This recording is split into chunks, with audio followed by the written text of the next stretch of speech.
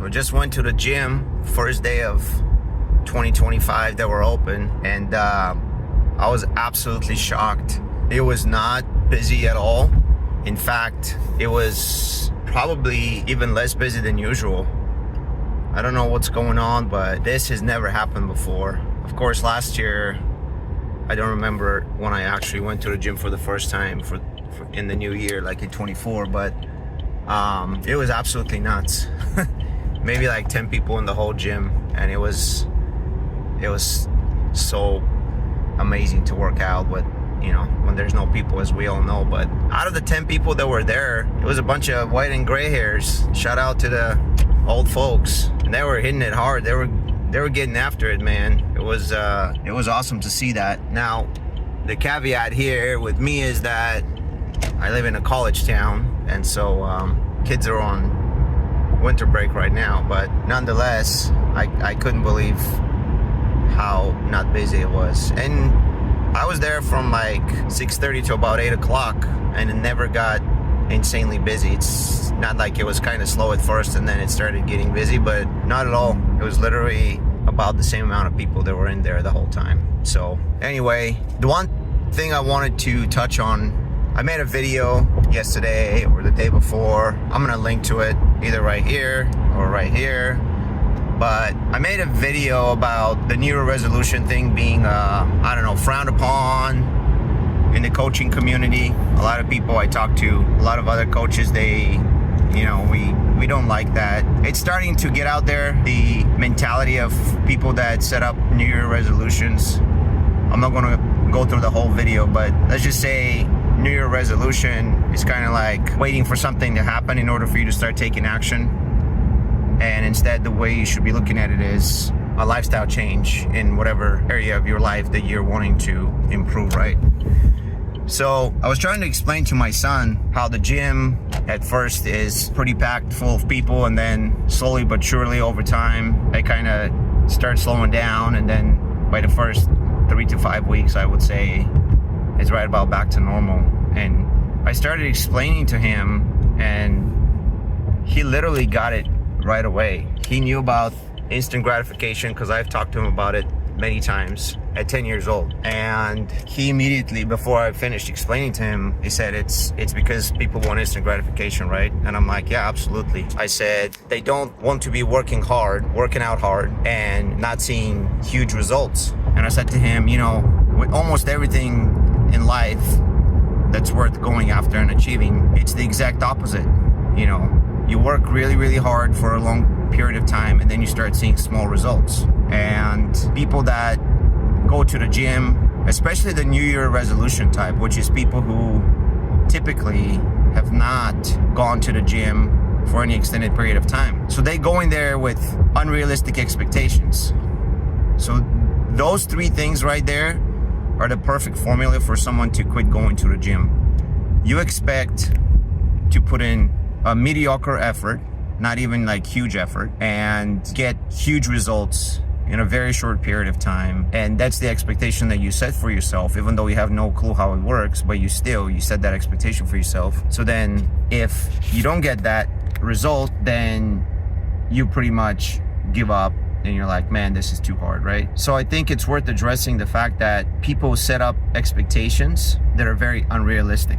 If you're not in that world of the fitness industry, of the coaching industry or whatever, you can't almost set yourself up for failure by coming up with some random expectation that you're gonna get X result out of doing some kind of effort, right? You don't know how much effort it takes, and you don't know what kind of results are typical given the amount of effort. So I want people to know that with almost everything else in life, it's the same thing. First of all, if you decide to set on some kind of a goal, if you want to achieve something, you have to have realistic expectations, because most people are not strong enough mentally to deal with a result that's not what you expected, or that's not close to what you expected. And you see that a lot of kids. I've talked to my son multiple times about, okay, so something didn't happen, so now he's upset.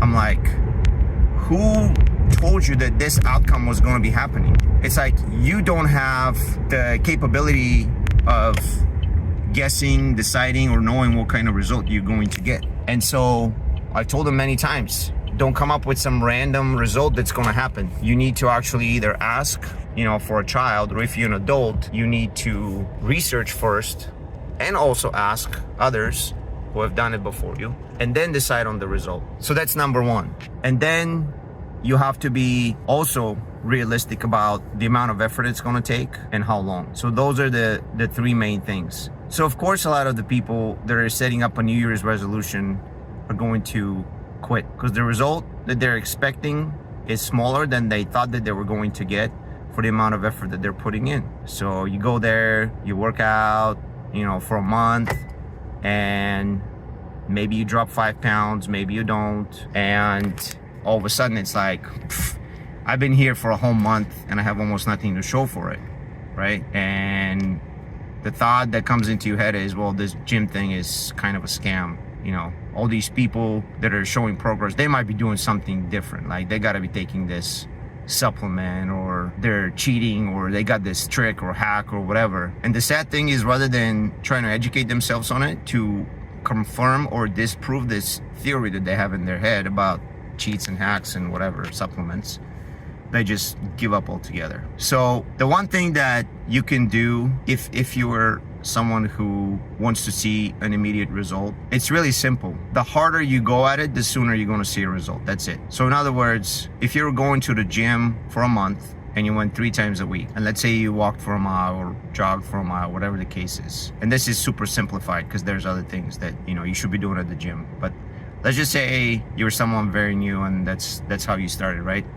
Well, if you saw a 5-pound weight loss, if that's what you're going after, what would have happened if you went 4 days a week? What would have happened if you went 4 days a week and ran a mile and a half? What would have happened if you went there 5 days a week and you did 2 miles? What if you threw in some weights? What if you were more serious about your diet? What if you did some intermittent or extended fasting? I'm already a fairly healthy person and I'm doing a reset fast. I haven't done one for about 2 months maybe, and so I'm going for 100 hours. I'm gonna go 4 days plus, maybe 5. We'll see how I feel. I might go longer, but I'm exercising in the meantime. I have no problem because I'm used to it. This is not a medical advice. Don't try this unless you're very experienced at this, but I've done it before, so I know my body and I know how it reacts and responds. But for me personally, losing 5 pounds is nothing. A lot of it right off the bat is water weight. If you're used to eating a lot of salt, your body's going to retain a lot of water, and then when you start fasting, your body flushes out the salt and it's not retaining as much water anymore. So it's easy for me to drop 5 pounds. In fact, I think I dropped like 4.2 or 4.4 pounds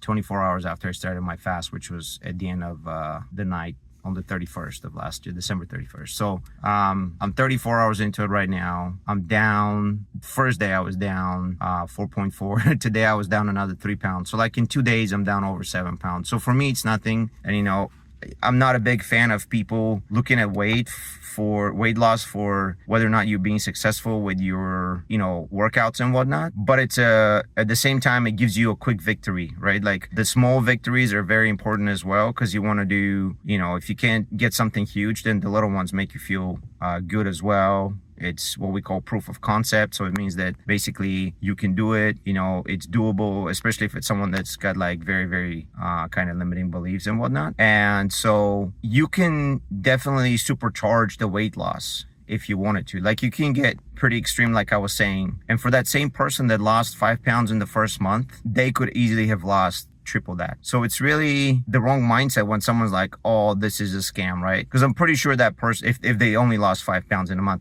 because that same person probably would have been ecstatic losing 15 pounds. But what they don't realize is that, first of all, they don't have the knowledge and the experience. And then second of all, because of that, they didn't set the proper expectations. So apply this to not just your health, but everything else in life. If you're wanting to get better in certain areas, make sure that you have goals that are reasonable and realistic, and come up with those goals based on a little bit of research. Don't just blindly throw something and be like, okay, this is my goal, right? Because there's nothing that gets people to quit faster than when you set a goal, which is a great thing, but then it's very unrealistic. And then you're like, oh man, this is way too hard. I can't believe I set a goal that was like kind of on the low end and I couldn't even reach that. Oh, forget this. And that's literally how it happens. So it's really important to do your research. It's really important to, once you come up with the goal, ideally reach out to someone that's achieved that before and be like, hey, do you think this is possible given my circumstances, my situation? And have them tell you about it, right? You can also get involved in some kind of workout group in your town or whatever. There's like a lot of running groups and whatnot these days. But the point is, have other people to give you input, because the worst thing you can do is just go at it alone and you think that you know it, and then you didn't achieve what you were hoping for, and then you give up. So a community is important. Someone that's been there before, done it before, is important, in conjunction with your own research. And then you make a decision. But it's a matter of effort. You can put in a lot of effort or a little bit of effort. And it's very basic, so it's crazy that people feel like a failure if they don't reach a goal, when you put in like this crazy big goal for yourself, but then you put very little effort into it. Like, it's insane to me. So if you're someone that's looking to improve in your health, in your wealth, in relationships, make sure that you surround yourself with other people that are successful at it. And I'm telling you, there's nothing that makes you hit your goals and results better than others that encourage you and support you, hold you accountable especially. And if you like anything about this video or any of my other ones, make sure you join my community on School. It's called Life Supercharged. I always have a link on the bottom, but check it out, because that's when the power of community becomes very, very, evident. So come check us out. It's free, doesn't cost anything, and you get to surround yourself with positive people who are achievers and who hit goals, most importantly.